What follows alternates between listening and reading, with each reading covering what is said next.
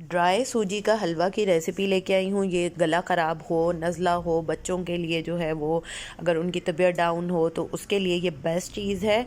और मैं भी इसको, मेरा भी गला ज़रा ख़राब था तो मैंने ये रेसिपी बनाई है, तो मैंने सोचा आप लोगों से भी शेयर कर लूँ। मुकम्मल रेसिपी देखिएगा ताकि आप लोग भी बना सकें। बिस्मिल्लाहिर्रहमानिर्रहीम। अस्सलामुअलैकुम। हुज़ैफ़ा's किचन में सबका वेलकम है। मैं हूँ ज़ोहरा उमर।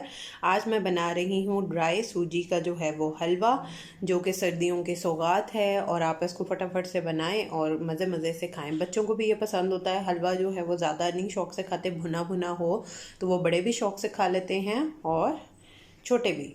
तो चलिए चलते हैं रेसिपी की तरफ। अच्छा, सबसे पहले जो है वो हम अपने जो भी आप लोगों को ड्राई फ्रूट पसंद हो उनको रोस्ट कर लेंगे। मैंने लिए हैं थोड़े से काजू, और थोड़े से लिए हैं पिस्ता, और थोड़े से क्रश